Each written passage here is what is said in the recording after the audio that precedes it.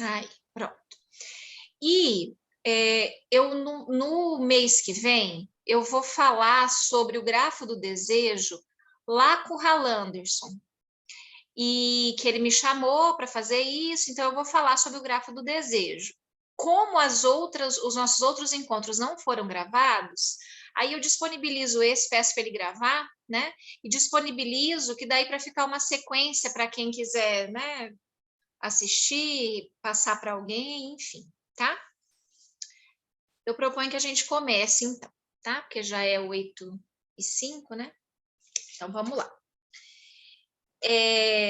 Lacan, então, aqui nesse segundo momento, o desejo no sonho, né? O primeiro momento desse seminário foi para falar do grafo do desejo. Quase não, ele coloca isso como uma introdução, né? Aí depois ele vai falar sobre o desejo no sonho, essa é a primeira aula com essa temática, né?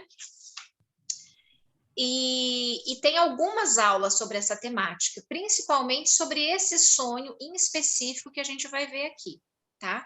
Então, hoje a gente não vai dar conta, com essa aula do Lacan, a gente tem que ter um pouco de paciência, porque ele vai progredindo, né, no seminário, a gente não vai dar conta de aprender tudo o que ele diz, né? E nem é nossa pretensão. Mas, então, a gente tem que ir caminhando conforme ele vai caminhando, que essa é a nossa proposta aqui no nosso seminário 6, né? Então, ele começa, o tema é o sonho do pai morto, ele não sabia que estava morto. Isso é muito importante. Ele não sabia que estava morto.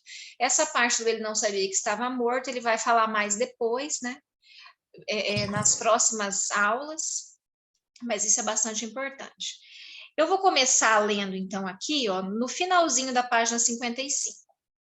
Muitos de vocês assistiram ontem à noite à apresentação clínica de um de nossos colegas e excelente psicanalista sobre o tema do obsessivo.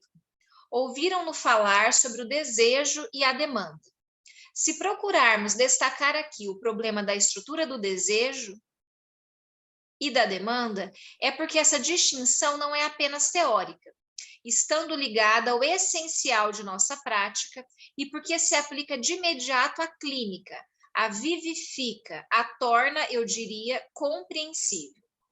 Então, isso da demanda e do desejo, Lacan vai falando da demanda bastante no decorrer de todo o ensino dele, mas ele faz uma estruturação da demanda lá no seminário 19, tá? Continuando. Eu quase diria que é um sinal o fato de que, após a manejarem em excesso no nível da compreensão, vocês possam experimentar um sentimento qualquer de insuficiência. A verdade é que o nível da compreensão está longe de esgotar os impulsos da estrutura que tentamos penetrar, porque é sobre ela que tentamos agir. A distinção entre demanda e desejo esclarece imediatamente a demanda. Em contrapartida, situa o desejo do homem bem no seu lugar, ou seja, no seu ponto estritamente enigmático. Né? Se a gente tiver tempo, hoje, eu quero ler para vocês um resumo sobre o desejo, que está nesse livro aqui, que eu comprei, que é muitíssimo bom, que é da Julieta de Batista. Ela agora, recentemente, ela saiu da função de AE, que ela estava cumprindo na escola. E ela tem esse livro, O Desejo nas Psicoses. E tem um certo momento aqui, que uma questão de uma página, ela faz assim um resumão sobre o desejo que eu gostaria de ler para vocês depois também, tá? Se der tempo, senão eu leio num outro momento. Tá, mas então o que fica claro desde sempre? Que o desejo é enigmático e que a compreensão falha. Vocês percebem como o Lacan vai falando isso o tempo todo, né? E que a demanda é mais compreensível, porque a demanda é aquilo que a gente faz quando fala, a gente demanda para o outro, né? A gente pede para o outro, a gente solicita coisas do outro, ou a gente fala uma coisa esperando que o outro faça uma outra coisa segundo aquilo que a gente falou. Tudo isso é da ordem da demanda. E o que é que organiza a demanda é esse fio condutor que é o desejo, né? Mas o desejo é enigmático, tá? Então a gente tá com isso aí por enquanto, com essa ideia do Lacan, né? A chave de tudo isso é a relação do sujeito com o significante. De novo, ele reafirmando isso. Parágrafo seguinte. Ó. Como anunciado, abordaremos agora a questão do que é o desejo, na medida em que ele é o fundamento do sonho. Não é simples saber qual é o desejo quando ele é o motor do sonho. Pelo menos vocês sabem que ele é duplo, então o desejo é duplo. Primeiramente, esse desejo visa, sobretudo, a manutenção do sono. Freud articulou isso da forma mais categórica possível, ou seja, desse estado em que, para o sujeito, a realidade é suspensa. Isso é bastante importante, porque Freud também diz, muitas vezes, né? A via régia para o acesso ao inconsciente é o sonho. O sonho é a via régia, né? Por quê? Porque no sonho, o eu, que mais lá para frente, no eu e no isso, né? Que já é um texto posterior da obra do Freud, que ele assume esse termo com mais precisão, né? O eu é essa instância que cuida da repressão. O eu, durante o sono, o eu dorme, melhor dizendo, ele cochila. E se ele cochila, as forças repressoras, o recalque fica mais brando. Então, esse material, que é do princípio primário, que a gente vai ver aqui um pouco disso depois, ele surge com mais clareza, né? Porém, o eu, como eu disse, ele cochila, então é muito comum que assim que a gente acorda, né? Você acordou, falou, nossa, eu tive um sonho assim, assim, assado. Você virou, foi escovar o dente, voltou, você esqueceu do sonho. Porque o eu cochila, mas também o eu acorda rápido, né? E diz, não, isso não. Ou você lembra um pedacinho que era bem sem importância e que, né? Então, isso é comum, porque o eu é sempre muito atento e está sempre cuidando dessa coisa da repressão. Então, a primeira coisa é a manutenção do sono, onde a realidade é suspensa, né? A realidade suspensa é outra coisa importante, que ele vai falar aqui em seguida. O ser humano não tem condição de satisfazer todas as suas pulsões, aliás, nem a minoria delas, que toda a satisfação é parcial, mas a gente não tem condição de satisfazer isso no real, na realidade, né? Então, a gente satisfaz o sonho, é uma forma de satisfação. E é uma forma eficaz de satisfação, né? Então, isso que é bonito do que Lacan coloca aqui também, essa maneira como ele coloca, eu achei bastante interessante, porque é para dizer assim, a gente pode satisfazer a pulsão dormindo, e é uma satisfação ok, não é uma satisfação menor. Não, a gente satisfaz dormindo porque a realidade está suspensa, né? Tá, então, o primeiro desejo visa, sobretudo, a manutenção do sono. E, em segundo lugar, esse desejo é desejo de morte. Isso é também muito forte, a gente vai ver aqui nessa aula, né? O que Lacan quer dizer com isso, ao menos parcialmente. A gente vai ver. Ele o é, por outro lado, e ao mesmo tempo, o é de modo perfeitamente compatível, na medida em que é, muitas vezes, por intermédio desse segundo desejo que o primeiro é satisfeito. O desejo de morte sendo aquilo em que o sujeito do Wunsch se satisfaz. Tá? Aqui eu já vou trazer uma coisa que está mais para frente, né? Só para ficar um pouco mais compreensível. Ali mais para frente, da onde Freud fala da primeira vez desse sonho que a gente vai ver aqui um pouco, né? Como é que é? Aqui o texto, esqueci. Os dois acontecimentos, os dois princípios do... Deixa eu olhar aqui, peraí. Não é.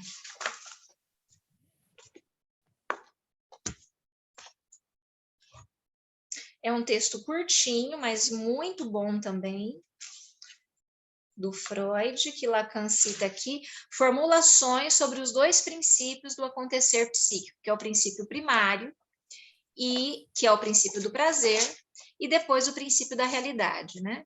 Que é posterior ao princípio do prazer. Então, de novo, essa coisa de posterior é péssimo, como a gente falou já em algumas, como a gente discutiu anteriormente, essa coisa da cronologia é ruim pensar desse modo, né? Porque, na verdade, as duas coisas existem desde sempre. Mas Freud, lá no projeto, ele vai dizer o quê? Projeto para uma Psicologia é um texto considerado pré-psicanalítico, ele nunca foi publicado por Freud, né? Ele, na verdade, Freud pediu para que ele fosse destruído, mas a princesa Marie Bonaparte não escutou Freud, guardou esse texto, depois que ele morreu, ela publicou o texto, tá? Esse texto, ele foi rascunhado por Freud em uma viagem de trem.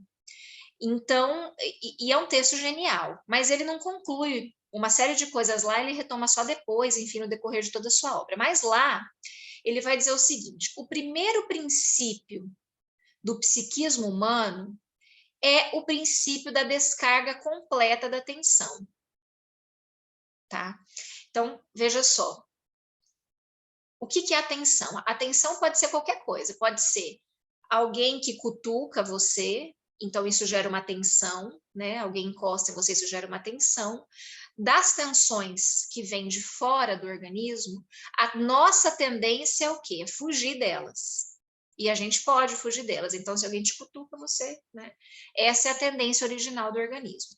Mas das tensões que brotam de dentro do organismo, que são as pulsões, né? A gente não tem como fugir delas. Elas só vão aumentando. A gente precisa de uma satisfação da pulsão. E a primeira tendência do organismo é zerar a tensão, é descarregar toda essa tensão que surge, por exemplo, quando a criança está com fome. Vamos pensar na fome, que é o exemplo que Freud dá, que é o exemplo mais simples, né? Então, a criança vai ficando com fome essa tensão vai aumentando, tem um desconforto muito grande.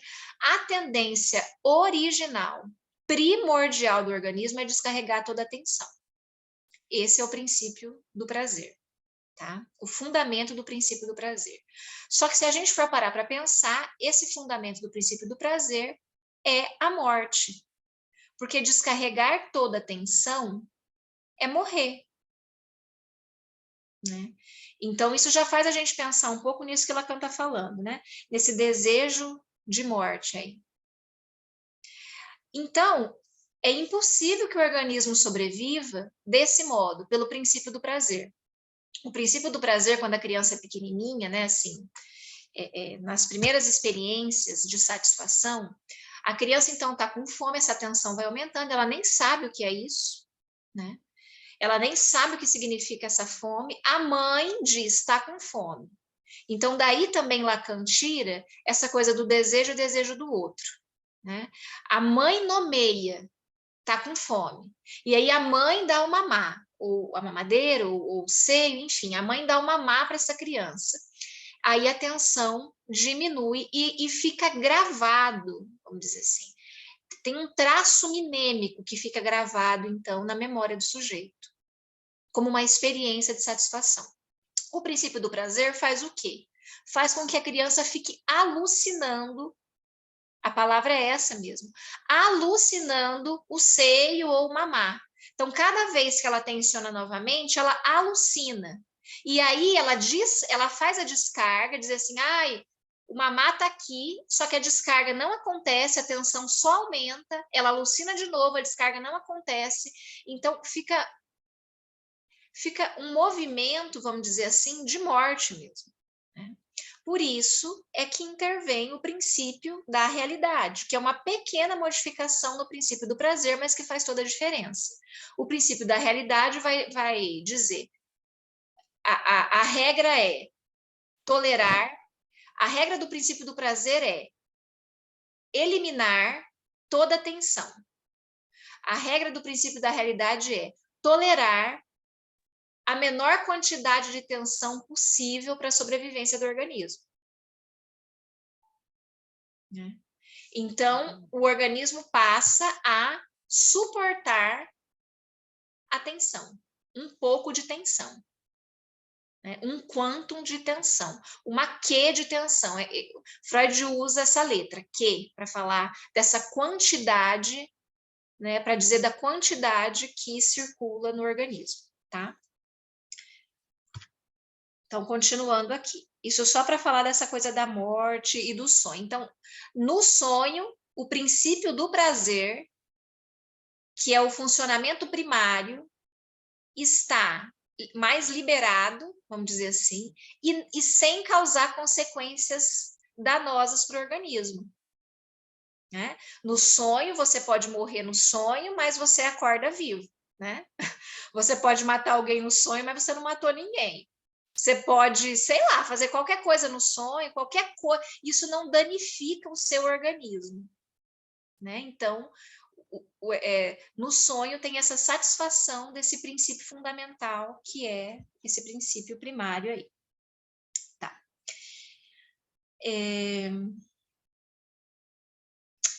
Gostaria de pôr esse sujeito numa espécie de parênteses, porque daí ele diz aqui, né? O desejo de morte sendo aquilo em que o sujeito do Wunsch se satisfaz. Gostaria de pôr esse sujeito numa espécie de parênteses. Isso também ele faz desde as primeiras aulas. Ele questiona o que é um sujeito, o que é um eu, o que é o ser. Né? E isso, gente, eu acho importante falar disso também. Esse questionamento do Lacan é um questionamento também político, bastante político. Por quê?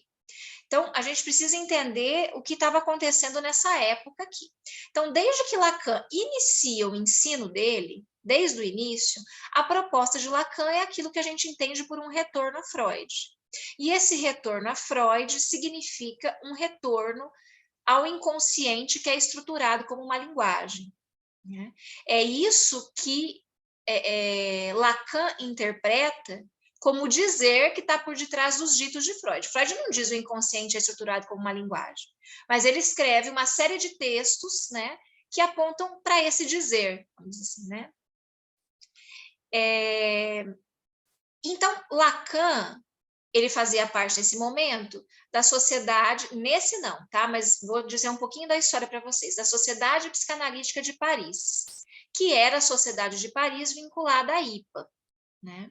Em 1947, ou seja, 11 anos antes desse seminário, mais ou menos, tem um congresso lá na Sociedade Psicanalítica de Paris, ocorre um encontro internacional da IPA, e lá nesse encontro, segundo a Rudinesco, já fica claro que a Sociedade Psicanalítica de Paris era dividida, estava dividida.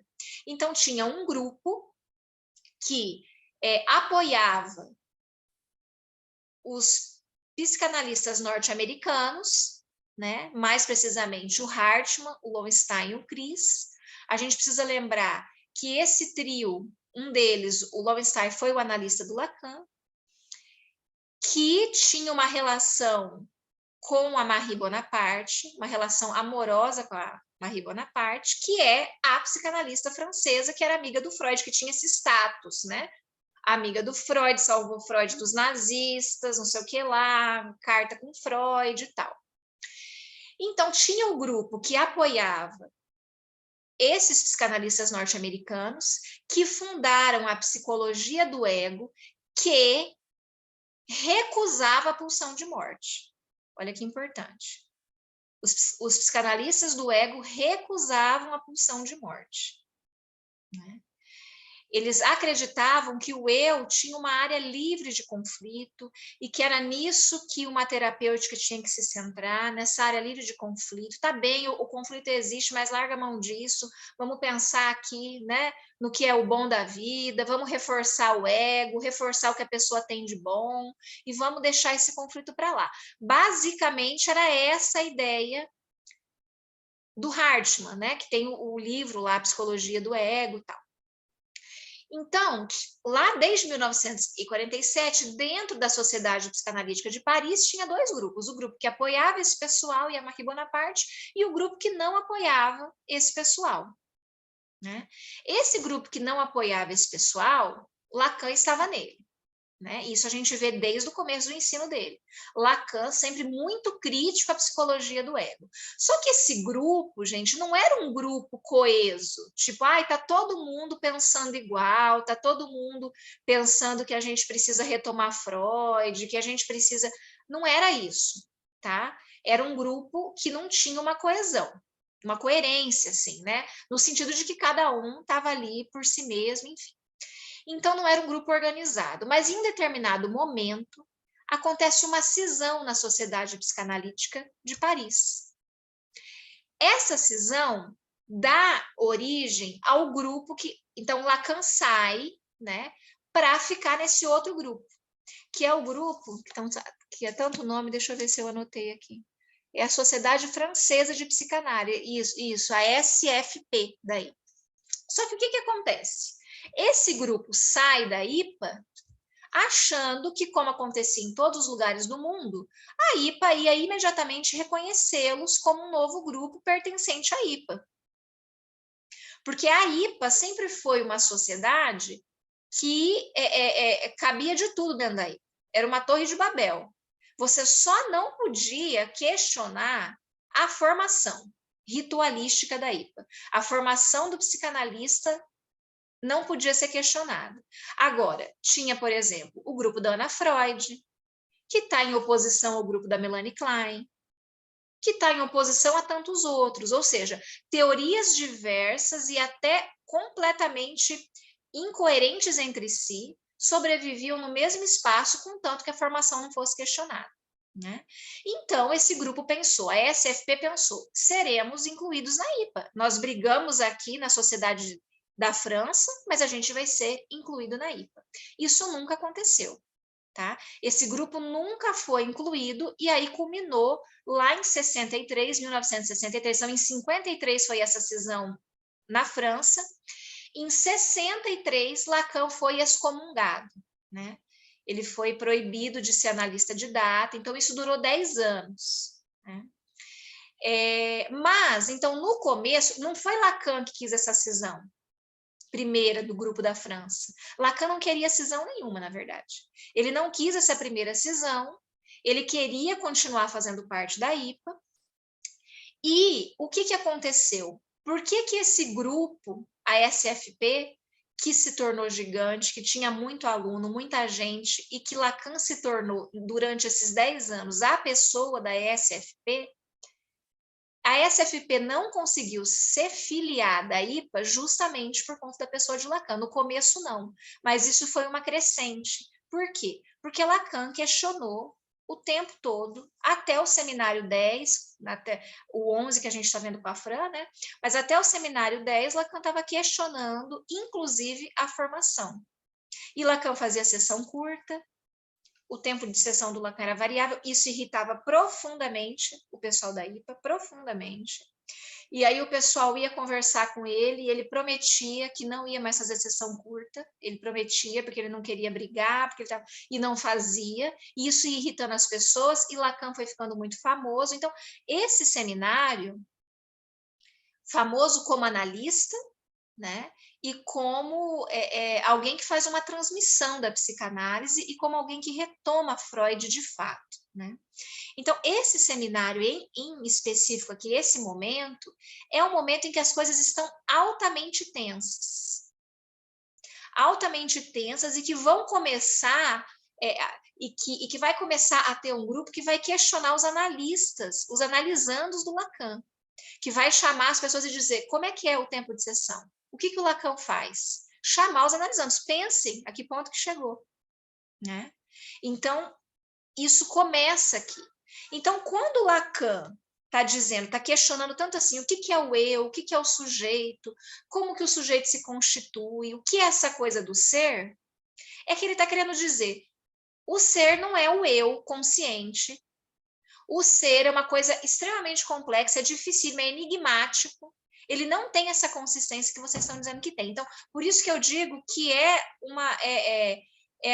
uma colocação política do Lacan, para dizer de um direcionamento ético do que para ele era a psicanálise freudiana, que é a única psicanálise que existe para ele, né? A psicanálise freudiana.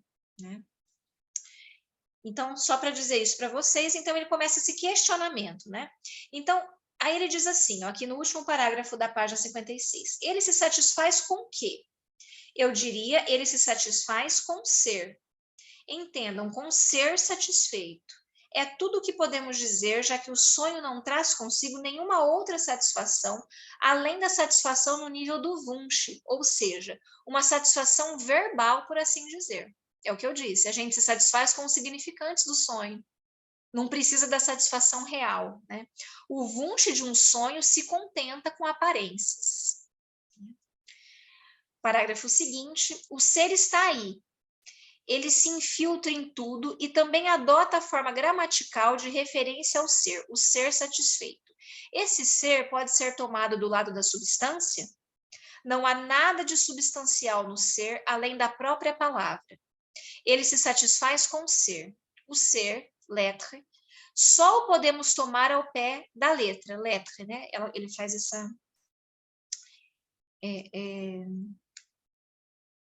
isso da língua francesa, né? O ser e a letra, que a gente pode... como é que chama isso? Me fugiu a palavra. Ok. Afinal de contas, é algo da ordem do ser que satisfaz o Wunsch. Em suma, é só no sonho, ao menos no plano do ser, que o Wunsch pode se satisfazer. E aí, depois disso, ele vem com uma discussão, de novo, retomando essa coisa do ser. Lembram que lá nas aulas passadas que a gente viu, nas outras aulas do Lacan, a gente viu que ele retoma o Spinoza para dizer, porque para Lacan a essência do ser é o desejo, e o desejo é enigmático.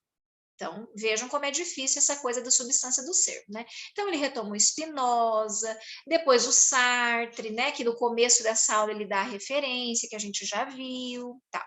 Nesse item 1 aqui, ele vai falar do associacionismo, ele vai fazer uma crítica ao associacionismo, eu nem vou ler essa parte aqui para vocês.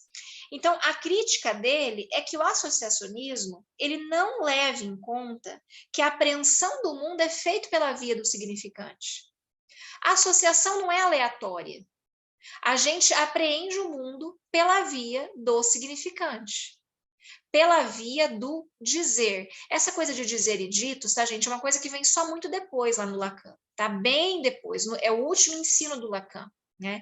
Mas os ditos, essas falas que estão ao nosso redor desde que a gente nasce, essas falas, elas condensam um dizer, né? Então, a apreensão do mundo é feita segundo esses significantes que a gente vai tomando do nosso meio familiar. A gente empresta esses significantes e entende o mundo por meio desses significantes. Então, não é uma associação aleatória, é essa crítica que ele faz, né? E aí ele diz que nós, da psicanálise, usamos a associação livre, por exemplo, ele diz aqui na página 58, e estamos num campo onde reina a palavra, o significante. E aí ele vai trazer também a questão das relações de contiguidade, que é um termo do associacionismo, né? Para dizer um pouco da metonímia e da metáfora. Então, a metonímia e a metáfora são importantíssimas na obra do Lacan, pensando na metonímia e na metáfora, que Lacan vai dizer que o inconsciente é estruturado como uma linguagem, isso está em diversos momentos da obra dele, né? A metonímia é como essa coisa que desliza, né? Então, se eu penso numa girafa, eu posso pensar que num cavalo, que também tem 4 patas, eu posso pensar numa vaca. É uma relação em que tem uma semelhança pequena, é tomar parte, né, da coisa e ir relacionando. A metáfora é aquele exemplo que mais se usa, Maria é uma rosa, né? Isso é uma metáfora. Então, há um ganho de significação na metáfora, né? Então, Lacan vai dizendo, isso tudo tem a ver com a associação. Então, o problema da associação é ignorar o peso do significante. O problema do associacionismo, isso a psicanálise não faz, ele vai dizer. Isso Freud não fez, né? Aí, mais para baixo, aqui na página 59, ele diz assim, ó, no penúltimo parágrafo, uma relação de similitude se distingue de uma relação de contiguidade, mas é também uma relação de significantes, na medida em que a similitude é a passagem de um termo por uma similitude de ser, então de semelhança, né? Como eu disse, o cavalo, a girafa. A de contiguidade tem a ver com o tempo, né? Então, uma coisa aconteceu agora e o que acontece exatamente depois, isso fica relacionado na nossa cabeça, contiguidade. Então, porque uma coisa acontece imediatamente depois da outra, isso a gente relaciona também. A similitude entre um e outro, sempre que um e outro sendo diferentes, algum assunto de ser os torna semelhantes. E aí ele cita, gente, o Parmênides, tá? Olha, o Parmênides, eu fui ler Parmênides, o que eu li foi um diálogo de Platão, que agora eu esqueci o nome, posso ver depois, mas eu esqueci o nome agora. Um diálogo do Platão, que é um diálogo entre Parmênides e Sócrates. E é um dos únicos diálogos em que Sócrates está como aprendiz, porque a gente sabe que, para Platão, Sócrates está sempre num lugar, né, superior. Nesse, ele está como aprendiz. Gente, eu nunca vi um negócio tão difícil como essa teoria do Parmênides sobre o ser. É muitíssimo difícil, tá? Mas ele tem uma máxima, que eu anotei aqui, que é onde se centra toda, né, a teoria do Parmênides, né? Então, Parmênides, ele está um pouco anterior a Sócrates. Sócrates, segundo Platão, né, conversou com Parmênides, isso a gente não sabe, né? Mas, enfim, o que ele diz? Ele diz assim, que o nada é impensável, que só existe o ser. Ser aí, a gente tem que pensar o ser como uma entidade, só existem as coisas. Por exemplo, existe esse livro, existe o outro, existe tudo isso é ser. O não ser é impensável. Porque se a gente pensar no não ser, você pensa o nada. Então você tem uma representação para o nada, mas o nada é alguma coisa. Essa que é a ideia do Parmênides. Então, não faz sentido, inclusive para o Parmênides, pensar a mudança. Porque se a mudança vai do ser, vai do não ser, você não é alguma coisa, para o ser alguma coisa, e o não ser não pode ser pensado, para ele não faz sentido pensar na mudança, por exemplo. Ele fala da estabilidade das coisas. Ele está em oposição a Heráclito, né? Lembram da frase do Heráclito? A gente nunca se banha duas vezes no mesmo rio, porque o rio não é o mesmo e a gente não é o mesmo, né? O Parmênides está em oposição a isso, e ele é super elogiado por Sócrates, né? E é dificílimo, mas basicamente é isso. A gente só consegue pensar o ser, mas não consegue pensar as oposições ao ser, porque o não ser não pode ser pensado, né? Enfim, tá? Foi o que eu consegui pegar aí disso, do Parmênides, tá? Aí, eu vou dar um salto aqui, lá para o finalzinho, antes de começar o 2, tá? Então, aqui, ó. Acho, na página 60, no final. Acho que isso basta para lhes mostrar que a instância do significante está nos fundamentos da própria estruturação de um certo campo psicológico. Não é a totalidade desse campo, é uma parte dele. Se, por convenção, chamarmos psicologia uma disciplina constituída sobre a base do que eu denominaria uma teoria unitária, intencional ou apetitiva. Resta ainda que, como Freud nos lembra sem cessar, essa presença do significante está articulada de forma infinitamente mais instante, potente e eficaz na experiência psicanalítica. Curiosamente, é algo que se tende a esquecer. Gostariam de fazer a psicanálise ir na mesma direção em que a psicologia acabou situando seu interesse. Aqui, de novo, é uma crítica ao Hartmann, né? Que escreve um livro chamado A Psicologia do Ego, né? Então, é colocar a psicanálise num viés adaptativo. E o que Lacan faz durante todo o tempo, mas aqui nesse seminário com muita força, é dizer o que de mais importante existe no ser é o desejo, e o desejo é avesso a qualquer adaptação, né? Então, aqui de novo, essa crítica que eu acabei de dizer para vocês. Só se admite o inconsciente na área de um campo clínico tensional. Nessa perspectiva, a psicanálise seria uma espécie de poço, um túnel de perfuração, por assim dizer, paralelo à evolução geral da psicologia, e que teria nos dado acesso a tensões elementares, a um campo das profundezas reduzido ao vital, ao passo que o que vemos na superfície seria o chamado campo do consciente e do pré-consciente. Isso é um erro.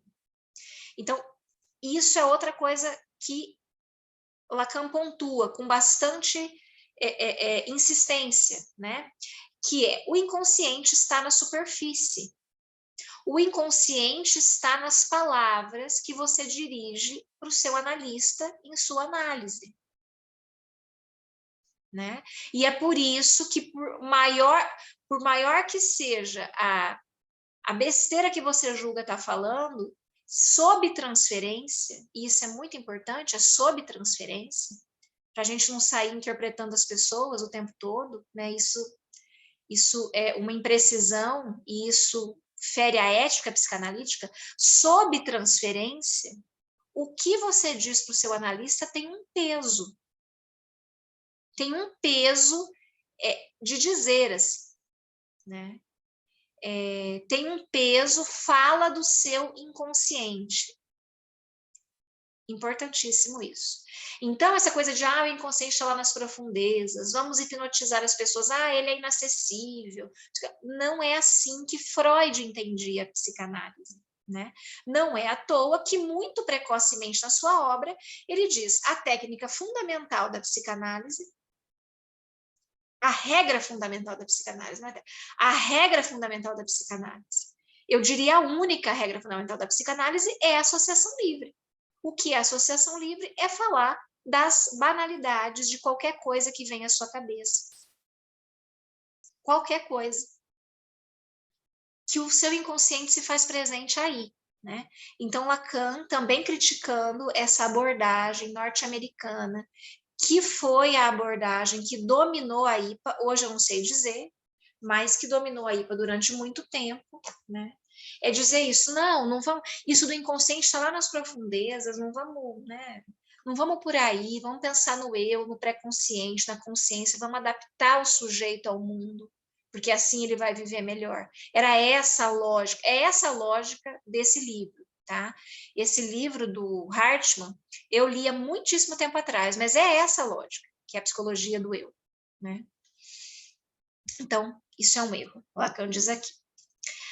No item 2 aqui, lembrando que essa divisão é do Jacques Miller, né, não é do Lacan, mas ela ajuda a gente a nos organizarmos aqui, né? Ele diz assim, alguém seguiu meu conselho de se reportar aos 2 artigos de Freud publicados em 1915, né? Que é o texto sobre o recalque e sobre o inconsciente. Então, eu vou agora falar um pouco desses textos para vocês, tá? Que eu fui fazendo algumas anotações enquanto eu relia, são textos maravilhosos, e que Lacan, ele usa como um prelúdio para entender esse sonho, que é, vamos dizer assim, o coração dessa aula do Lacan, esse sonho que o pai lá está morto, né? Esse sonho do pai morto aí, né? Vamos lá. Alguém quer dizer alguma coisa do que foi falado até aqui? Quer fazer alguma colocação, alguma contribuição? Priscila. Quem? Boa noite. Débora. Boa noite, Débora. Não, eu ainda me soa um pouco estranho, apesar de você ter esclarecido, assim, mas essa questão do desejo como desejo de morte. Débora, o que eu vou te pedir?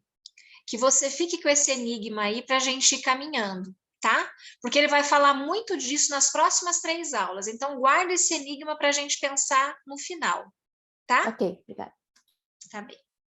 Mas é uma colocação muitíssimo importante, né? Fazer essa pergunta. Deixa eu só dizer mais uma coisinha antes para vocês. Teve um momento em que o Hartmann, quando o Lacan já estava bastante importante como psicanalista, formador de analistas, né, como analista de data, Lacan tinha muitíssimos pacientes e os pacientes dele frequentavam os seminários, ele convidava os pacientes para frequentar o seminário, o que era proibido dentro da IPA, né? Você não podia frequentar o seminário do seu analista, de jeito nenhum, né? Então, Lacan fazia isso, enfim. Tem uma carta que o Hartmann escreve dizendo assim, vocês estão criando um mito e ele não merece tanto. Então, eles estavam já bem nesse período desse seminário aqui. Vocês estão criando um mito e ele não merece tanto, né? Ok. Tá. E outra coisa que eu queria dizer, que eu peguei lá do livro da Rudinesco, né, História do Movimento Psicanalítico, volume 2, é que Lacan, desde o princípio, ele encarava, isso é de 1955, né? Ele encarava a psicanálise como a peste. Então, se tinha o pessoal norte-americano dizendo que a psicanálise podia ser adaptativa, Lacan dizia a psicanálise é a peste. E isso é muito interessante porque ele tira isso, a Rudinesco diz, eu achei engraçadíssimo. Lacan diz, olha o diz que me diz que da psicanálise. Lacan diz que ele ouviu essa frase de Freud, não, desculpa, que ele ouviu essa frase de Jung quando Freud, lá em 1909, foi para os Estados Unidos junto com Jung. Diz que Freud disse, eles estão contentes, não sabem que estamos levando para lá a peste. Então, aí o Lacan diz, o Jung me falou que Freud falou isso. Só que o fato é que Jung nunca confirmou essa história, isso não está em lugar nenhum da biografia dele, enfim, essa história não foi confirmada, né? Então, isso de considerar a psicanálise a peste é uma interpretação do Lacan, e que tem tudo a ver com isso, com aquilo que faz enigma, com aquilo que descentraliza o eu do sujeito, né? É nesse sentido a peste, né? Uma ferida narcísica em Hartmann, Jana. Vocês estão criando um mito, é isso mesmo. Isso mesmo, tá. E olha, a briga do Lacan com a Marie Bonaparte era pesada, viu? A Marie Bonaparte, nossa, ela foi fundamental para que as coisas terminassem como terminaram. A Ana Freud, desde o começo, dizia, claro que eles vão fazer parte da escola. Eles só tiveram um desentendimento entre eles aí na França, mas eles vão fazer parte da escola. E a Marie Bonaparte, desde o princípio, mas não vão mesmo, né? Então, coisas pesadas. Mas agora voltamos, então. Vamos lá para o texto da repressão e do inconsciente do Freud. Freud diz assim, no texto A Repressão, os dois são de 1915 e fazem parte do conjunto de textos de Freud que são metapsicológicos, tá? A repressão.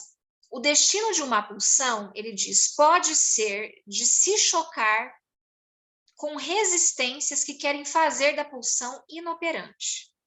Se fosse um estímulo desagradável exterior, a fuga seria o melhor caminho. Então, veja, ele retoma um negócio que ele fala lá no projeto antes de 1900. Mas no caso da pulsão, a fuga não tem sentido, porque o eu não pode escapar de si mesmo. Mas por que uma pulsão seria vítima desse destino se a satisfação pulsional é sempre prazerosa? Então, Freud escreve assim, né? Ele faz perguntas para respondê-las, né? Ele responde, essa é a diferença do Lacan. Lacan faz perguntas e outras perguntas e outras perguntas e você que lute, né? Tá, mas enfim.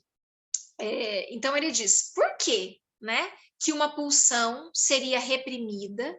Isso está bem impreciso, tá? Porque não é a pulsão que é reprimida. A gente já vai ver depois que é o representante da representação da pulsão, tá?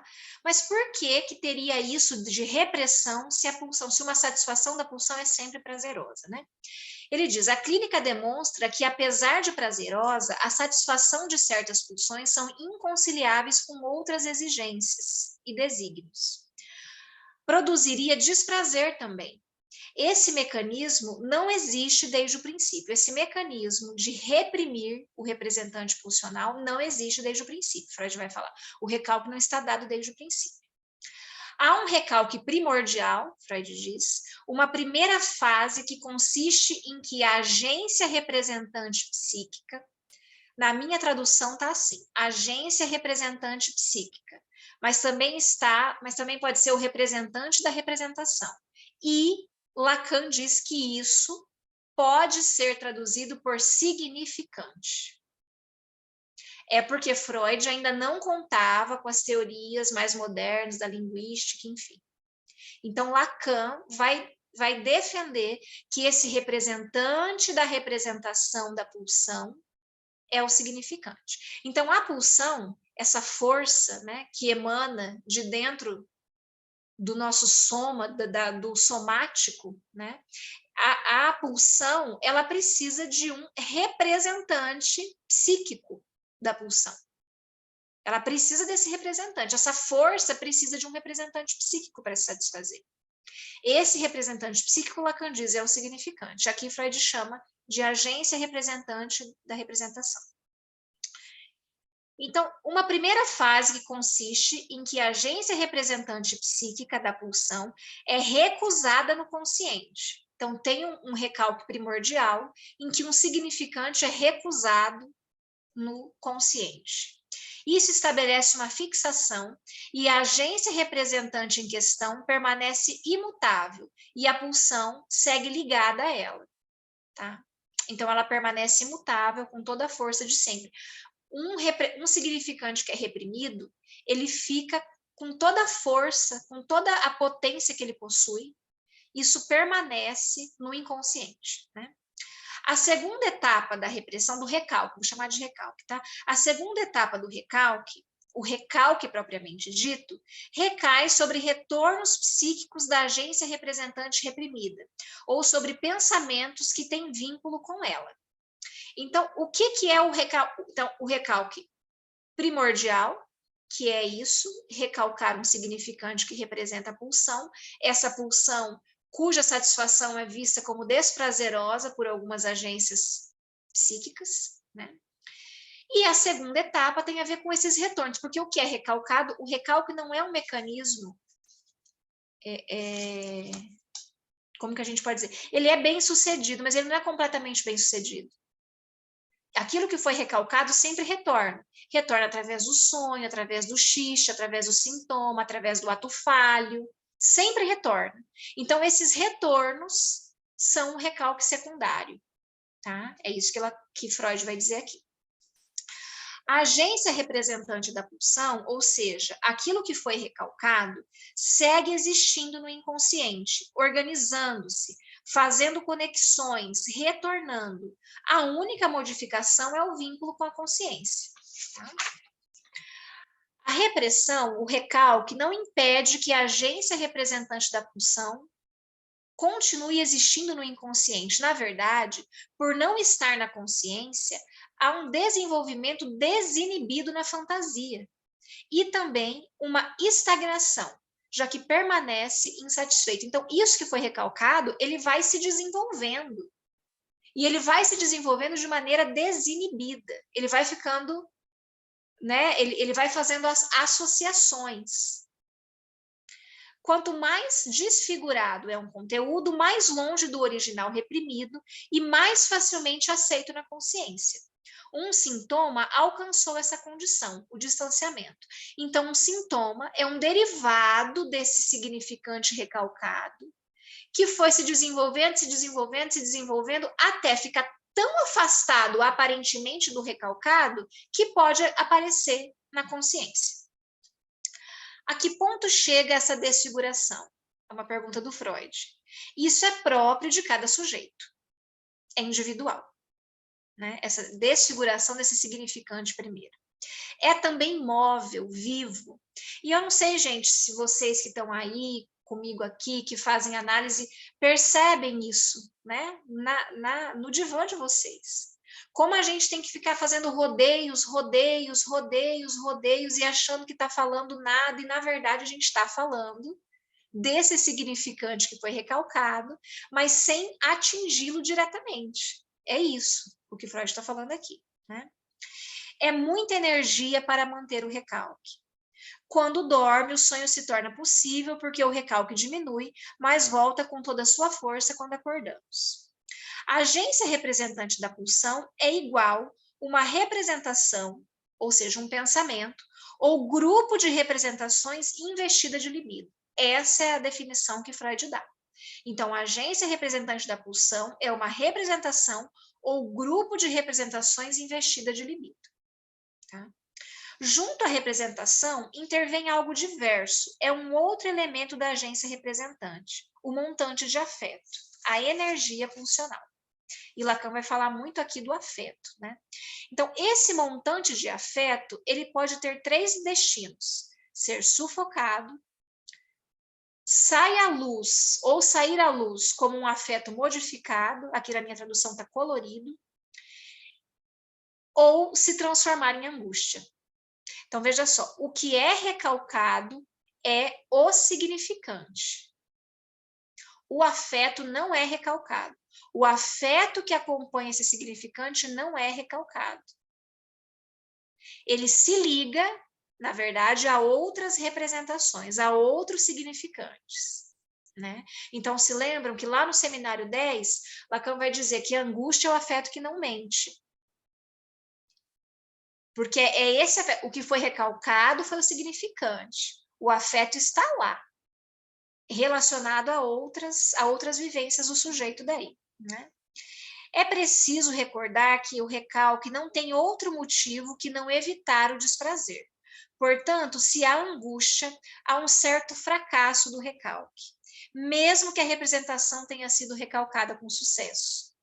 Então, veja, o fato do afeto não ser recalcado mostra o fracasso do recalque. O recalque não é um mecanismo que dá conta de tudo. Por isso que todo sujeito tem sintoma, todo sujeito neurótico tem sintoma, todo sujeito tem atos falhos, todo sujeito sonha, né? Enfim. No segmento do texto, Freud desenvolve, né, que o recalque sempre fracassa em certa medida na neurose histérica, de angústia, na histeria de conversão e na neurose obsessiva. Tá, então, isso é no decorrer do texto, eu não vou falar disso aqui. O outro texto que Lacan fala que a gente tinha que ter lido antes de ler esse trecho é o inconsciente. Então, o que Freud diz aqui? O material inconsciente mantém o mais amplo vínculo com o material consciente.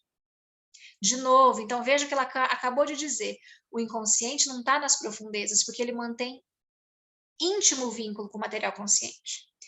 Aí é uma citação do Freud. Dentro da psicanálise, nos resta, pois, declarar que os processos anímicos são em si inconscientes e comparar sua percepção pela consciência com a percepção do mundo exterior pelos órgãos sensoriais. Então, Freud vai dizer, em essência, os processos são inconscientes. A consciência é mínima. A gente pode comparar com os nossos órgãos sensoriais, o nosso olho vendo o mundo. O mundo é muitíssimo amplo. Isso são os processos inconscientes. A consciência, ela é reduzida, né? Freud se pergunta qual é a diferença entre uma representação inconsciente e uma consciente. Ele faz essa pergunta no texto. As representações estão nos dois sistemas, mas traduzidas de forma diferente? Ou seja, já que tem tanta proximidade, a mesma representação que está no inconsciente também está no consciente de um outro jeito, traduzida de uma outra forma?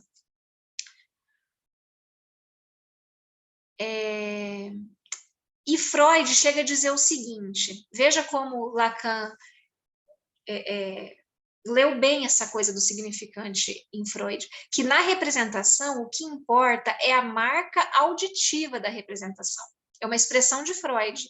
A marca auditiva da representação. Então, a pulsão nunca será objeto da consciência, Freud diz, nunca. Só pode ser a representação que é seu representante. Tampouco no inconsciente pode estar representada senão pela representação.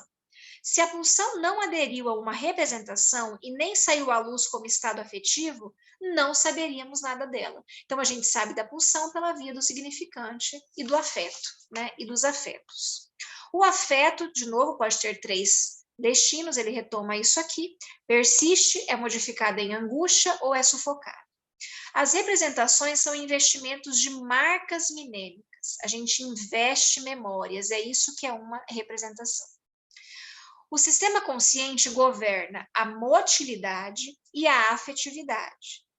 Esse é o estado normal. O império do consciente sobre a motilidade é muito firme. Em regra geral, isso só se quebra na psicose. Você não controla os seus atos, né?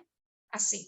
Então, o eu, o consciente, vamos fazer essa... Isso é impreciso, mas aqui nesse momento Freud ainda não desenvolve a ideia do eu, assim como ele desenvolveu depois. Então, vamos dizer que o eu, pensando no eu, isso e no super-eu, o eu é essa instância que onde está o consciente e o pré-consciente, e também parte do inconsciente, tá? Mas então, quando ele falar de consciente, vamos pensar nisso, no eu, né?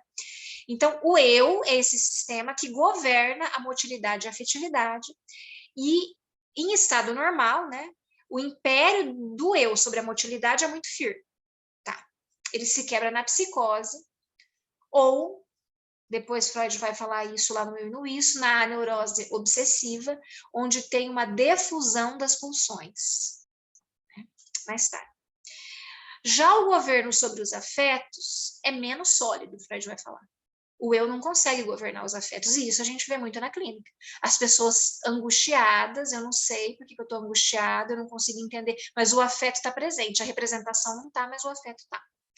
Todos os afetos reprimidos são trocados por angústia, Freud vai dizer. Com frequência necessitam de representações substitutivas para se manifestar. O núcleo do inconsciente consiste em agências representantes de pulsão que querem descarregar seu investimento, portanto, em moções de desejo. Freud aqui, tá? O que é o núcleo do inconsciente? Então, trocando nos termos de Lacan, o núcleo do inconsciente são os significantes, que querem tirar esse investimento libidinal que está nos significantes. Então, emoções de desejo. Como é que Freud define aqui? O desejo tem a ver com significantes que são investidos por libido, né? Essas moções pulsionais estão coordenadas entre si, subsistem uma junto a outras sem influenciar-se e não se contradizem entre elas. Quando são ativadas, ao mesmo tempo, duas moções de desejo, cujas metas não poderiam menos que parecer-nos inconciliáveis, elas não se removem e nem se cancelam, mas se confluem na formação de uma meta intermediária, de um compromisso, tá? Então, esses significantes é isso, eles ficam lá, se associando, tentando se satisfazer, tentando... Então, esse princípio primário, vamos dizer assim, continua ali agindo, né? A negação é um substituto da repressão em nível mais alto, né? Você dizer não. É como a Maria Anitta dá o exemplo lá no texto, no livro dela sobre a neurose obsessiva, que obsessiva é esse sujeito que consegue dizer: sonhei que eu transava com uma mulher, não era minha mãe, né? Então, o não aí como substituto da repressão. Propriedades do inconsciente, quais são? Freud vai dizer: a ausência de contradição, processo primário, que é a mobilidade de investimentos, condensação. Então, a condensação e o deslocamento são processos primários para Freud. E o sonho faz isso, condensa e desloca, né? Outra característica é de caráter atemporal, não importa se uma coisa aconteceu quando você tinha 5 anos. Isso continua com a mesma vivacidade agora. O inconsciente não tem idade, né?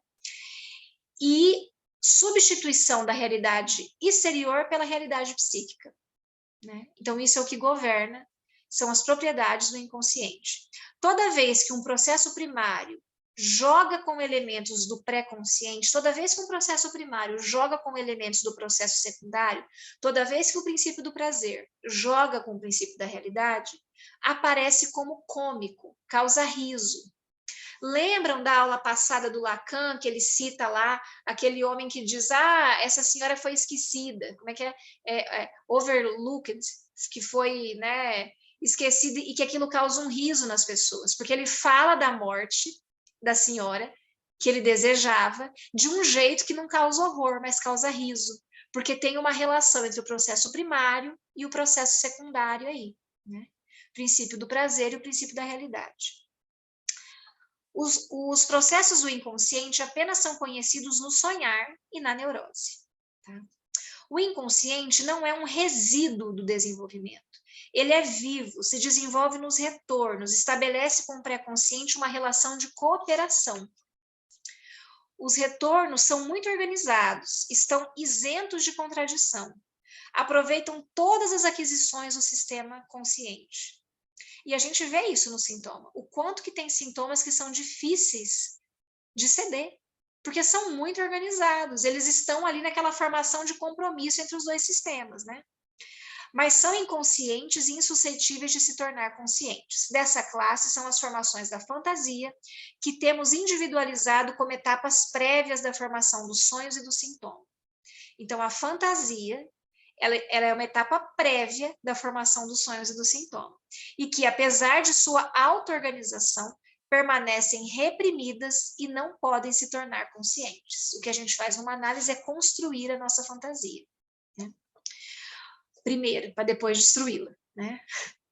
O conteúdo do inconsciente pode ser comparado com uma população psíquica primitiva, Freud diz.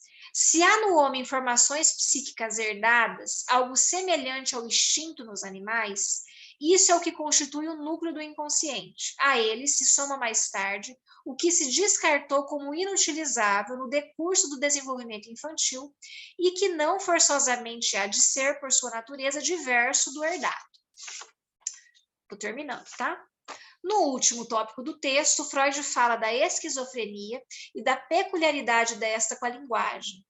Propõe que, ao invés de falar de tradução de um sistema para outro, que foi a pergunta inicial do texto, ou de mudança de lugar de uma representação, saiu do inconsciente e foi para o consciente, poderíamos dizer que os registros dos materiais no sistema psíquico são divididos em representação de palavra e representação de coisa.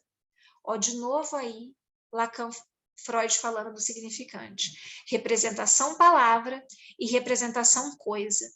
A representação coisa, sozinha, desvinculada, está no inconsciente.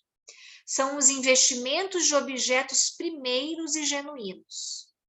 O pré-consciente nasce quando a representação coisa é sobreinvestida pelo enlace com a representação palavra. Olha que bonito. Que a corresponde. Então, representação coisa, imagem minêmica direta de uma coisa. É uma imagem que a gente tem de uma coisa qualquer. Tem a ver com a imagem visual. Isso que Lacan chama de representação coisa, tem a ver com a imagem visual. No decurso do desenvolvimento, essas imagens visuais, elas se conectam com representações palavras. E só aí elas podem, não necessariamente serão, mas podem se tornar conscientes, tá? Então, a representação coisa tem a ver com a imagem visual e a representação palavra com a imagem sonora, né? Então, com esses dois textos, Lacan vai dizer: vejam como eu estou certo quando eu falo do significante. Veja como é disso que Freud está falando, né? É por isso que ele pede para a gente ler esse texto, para dizer isso que é retomar Freud, é entender que Freud está falando do significante. E ele faz isso lá no livro do Xiste, ele faz isso no livro dos sonhos, né? Para falar do significante. Então, vamos lá, para o 2.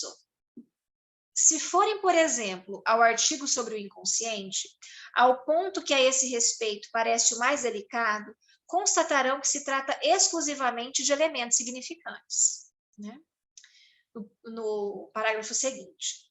Na terceira parte do inconsciente, Freud nos explica muito claramente que só pode ser recalcado em sentido estrito o que ele chama de representação de representante da representação. Isso quer dizer representante da representação de quê? Do movimento pulsional, aqui chamado de impulso pulsional, né? Que podemos chamar mais precisamente de unidade de moção pulsional. Então, é aquilo que a gente acabou de ver no texto do Freud. O texto não deixa margem a nenhum tipo de ambiguidade. Esse impulso pulsional não deve ser considerado nem inconsciente, nem consciente. O que isso quer dizer? Quer simplesmente dizer que o que chamamos de impulso pulsional deve ser entendido como um conceito objetivo. É uma unidade objetiva na medida em que olhamos para ela, e ela não é nem consciente nem inconsciente, ela é simplesmente o que é. A saber, um fragmento isolado de realidade que concebemos como tendo incidência de ação própria. Então, isso é a pulsão, é como Lacan está definindo aqui a pulsão. Essa força que vem, que não é nem consciente nem inconsciente, que Freud falou que a gente só pode ter acesso por meio da neurose dos sonhos e por meio do significante. A gente só tem acesso à representação por meio do representante, a gente só tem acesso à pulsão por meio do representante da representação, que é o significante. A meu ver, é ainda mais notável que o que a representa, a saber, o representante da representação, este é o valor exato do termo alemão, único representante da pulsão, que é a Triebe, né, possa ser dito pertencente ao inconsciente. Ora, este implica justamente o termo que induzi há pouco como um ponto de interrogação, a saber, um sujeito inconsciente. Então, nesse parágrafo seguinte, eu dou uma puladinha ali, ó, esse representante da representação, vocês já devem estar percebendo, equivale estritamente à noção e ao termo de significante. Tá? O que faço é apenas anunciá-lo.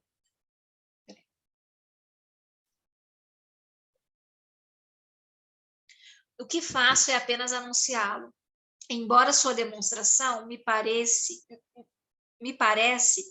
já tenha sido exposta, senão de que serviria tudo o que acabei de falar?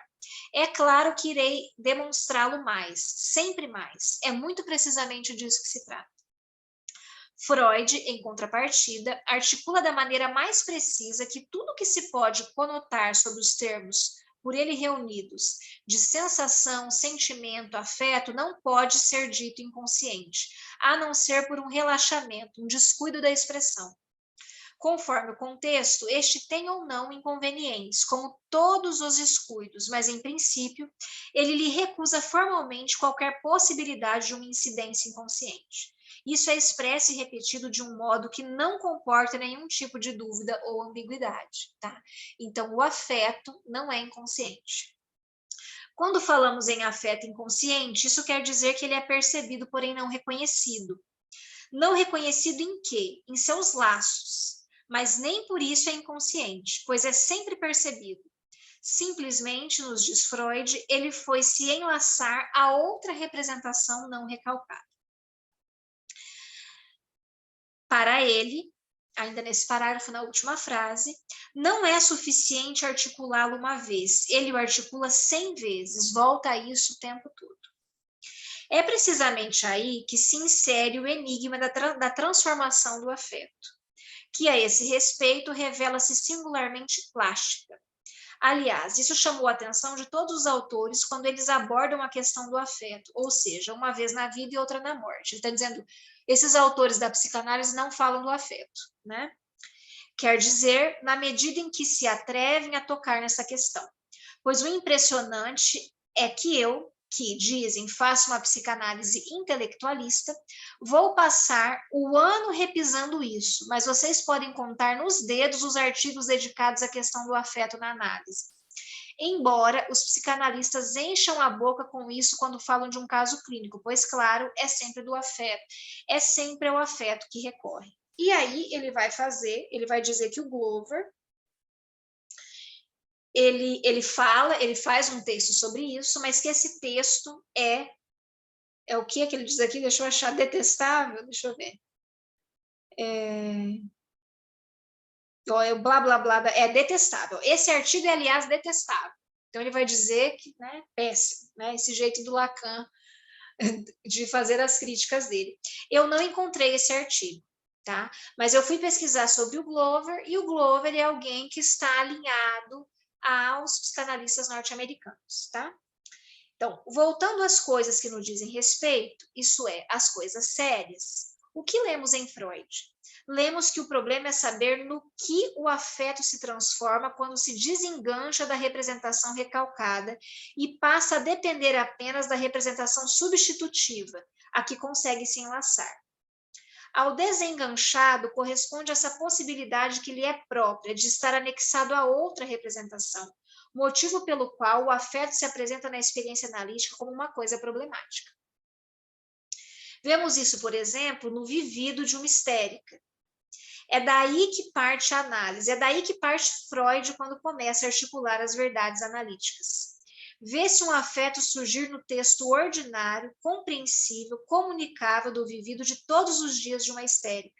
E esse afeto que ali está, e que, aliás, parece compor com um conjunto do texto, salvo para um olhar um pouquinho exigente, é contudo a transformação de outra coisa. Porque Lacan está falando aqui precisamente da histeria de conversão, né? Que essa coisa do afeto está no corpo. Então parece que a coisa está até organizada, parece que não tem angústia. É a bela indiferença, né, que falava da histérica. A bela indiferença da histérica, né? Finalzinho dessa página.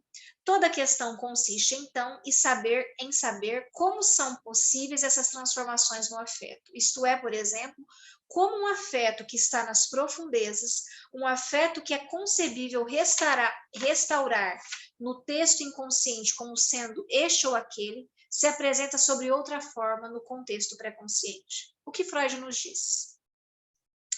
Ele diz, toda a diferença vem de que, no inconsciente, as representações são investimentos, no fundo, de traços minésicos, ele diz aqui, enquanto os afetos correspondem ao processo de descarga, cujas manifestações finais são percebidas como sensações. Essa é a regra da formação dos afetos.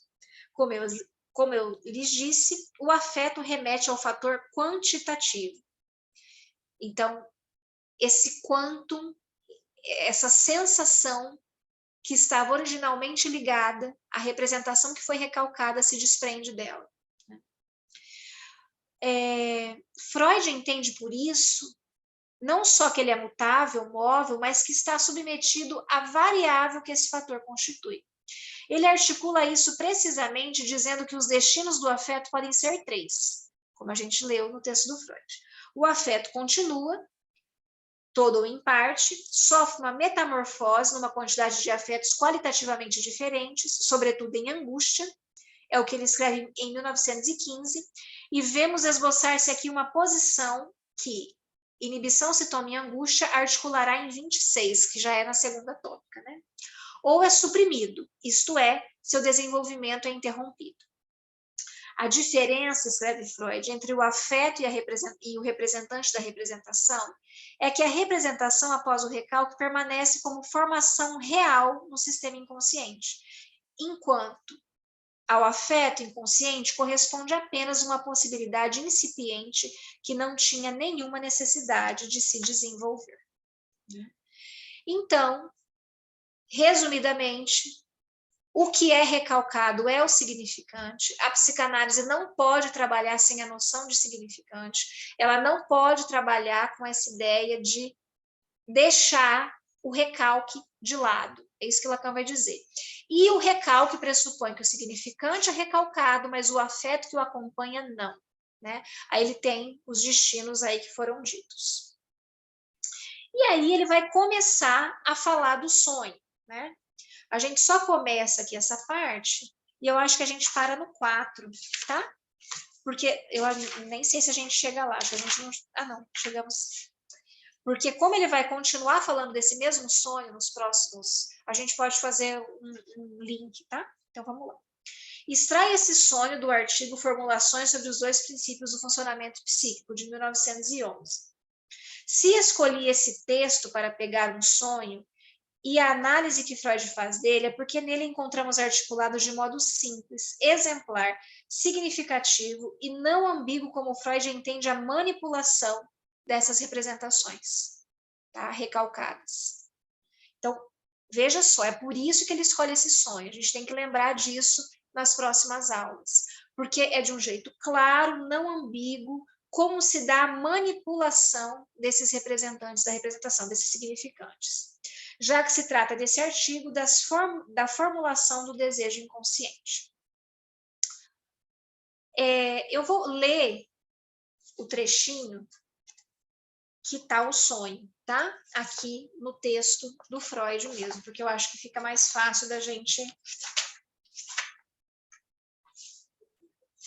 da gente entender. Ó, então, eu vou ler primeiro a primeira vez que Freud falou, que foi em 1911, e depois eu vou ler também o trechinho, que é bem curtinho, que está lá na interpretação dos sonhos, tá? Então, é assim, um homem que cuidou do seu pai durante uma larga, que está falando, né, que é em espanhol, uma grande, cruel enfermidade, informa que nos meses que se seguiram à morte do pai, sonhou repetidas vezes. Com o quê? Então, o pai morre de uma enfermidade terrível e longa, e ele sonha várias vezes o seguinte: o pai estava de novo com vida e falava com ele como de costume.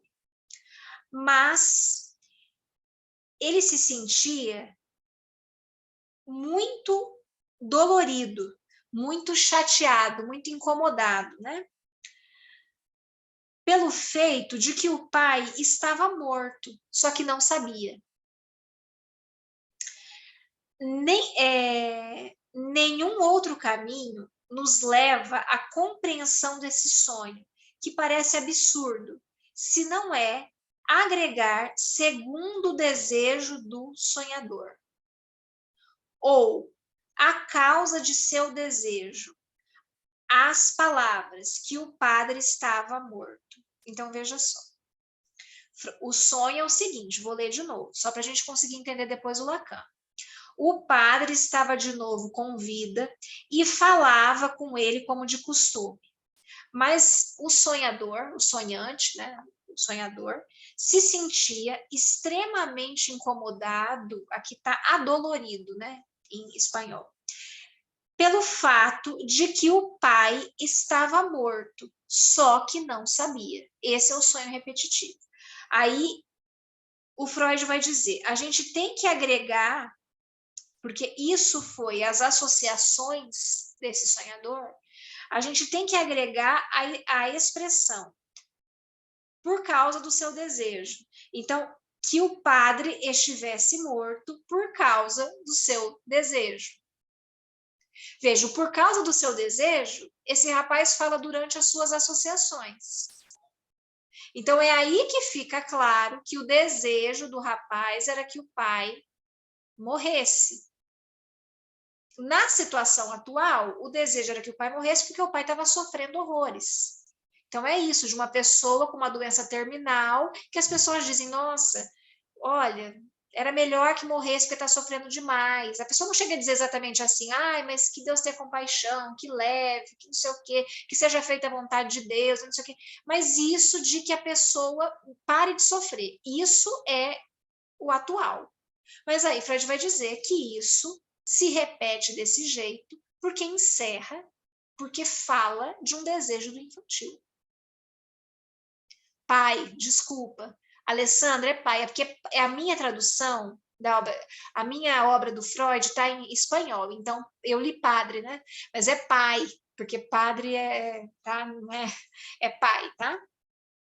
Então, Freud vai dizer, se a gente não coloca... Então, por isso que Lacan diz, olha como que Freud interpreta. Ele presta atenção nos significantes das palavras que o seu paciente usa para falar do sonho e conecta essas palavras. Esses significantes, vamos dizer assim, para ser mais preciso. Ele faz uma conexão entre esses significantes segundo as associações do paciente, né?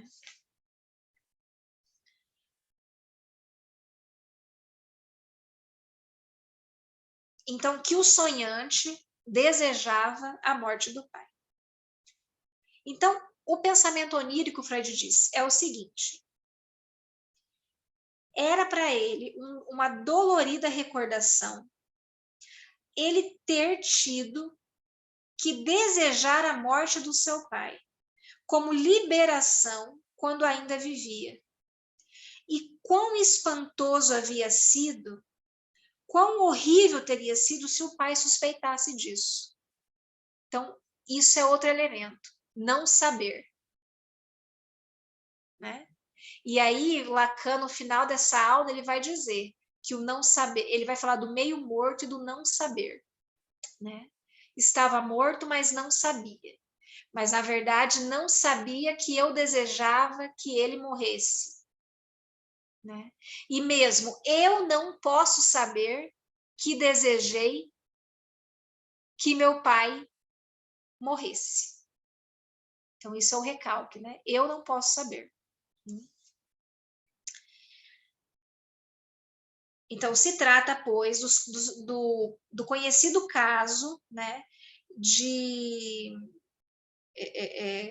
que a pessoa fica se julgando depois que acontece a morte de um ente querido, né?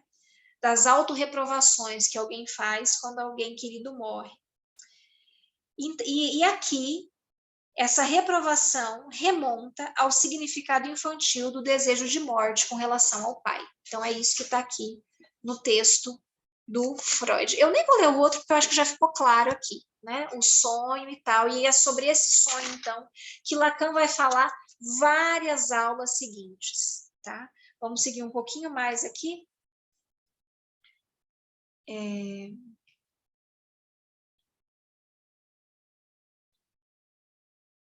Aí, Lacan, continuando aqui sobre isso da palavra, que ele vai falar, então, aqui da alucinação verbal, que é um processo primário, né? Então, vamos começar aqui na página 65, no comecinho.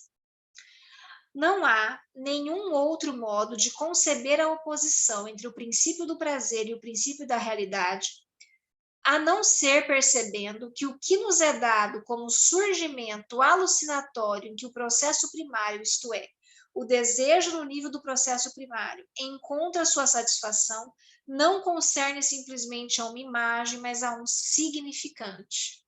Né? De novo, então, o princípio primário é alucinatório, o sonho demonstra isso, né? O nível de alucinação do sonho. E a alucinação tem a ver com o significante. E Lacan prova isso dizendo no parágrafo seguinte da alucinação na psicose. Ele vai dizer aqui, ó, no meio do parágrafo. Quais são as principais formas mais problemáticas, mais insistentes, sob as quais se coloca para nós a questão da alucinação? São as alucinações verbais ou de estrutura verbal, quando há intrusão, imissão no campo do real, não de uma imagem, não de uma fantasia, não do que um simples processo perceptivo suportaria, mas de um significante. A alucinação verbal é a mais persistente, é a mais importante nos quadros de psicose. Né? Então, não é ver uma imagem, né? Até porque essa alucinação, isso que a gente chama talvez até de alucinose, vamos dizer assim, né? De ver, vi alguma coisa, isso tem todas as estruturas, vamos dizer assim. Agora, a alucinação verbal, não. Né? Tem uma... então, para dizer que é do significante. No final desse artigo, que é os dois princípios, Freud toma um sonho para ilustrar o que ele chama de valorização neurótica, na medida em que o processo primário ali irrompe. O que é esse processo primário? Nesse caso, é o desejo de morte com relação ao pai.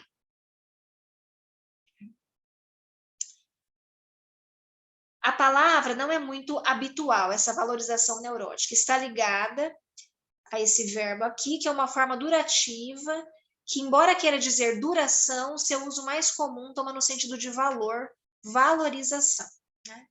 Pessoal, eu acho que a gente para por aqui, porque já é 9h30, e aí a gente retoma esse sonho, então, depois, se lembrando que Lacan, no começo do texto, diz que o desejo de morte é um dos desejos que está no Wunsch, né? Que está no sujeito do Wunsch aí, tá? E aí a gente já retoma isso e já segue para o capítulo seguinte, para a aula seguinte, tá bom? Pode ser? Antes disso, eu quero dizer se alguém quer perguntar alguma coisa, fazer alguma colocação.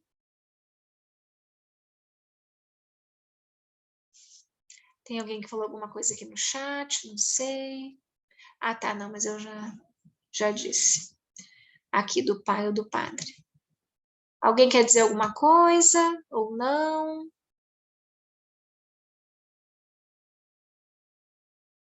Então, vamos encerrando. Qualquer coisa que vocês queiram perguntar ou pensem depois, para auxiliar aí nas nossas discussões, a gente vai colocando lá no grupo, tá? Tá bem? Então, um abraço para vocês, até o final de maio, que é o nosso próximo encontro, tá? Tchauzinho, gente. Tchau, Priscila, obrigada, viu? Um beijo, por nada. Beijo, tchau, tchau.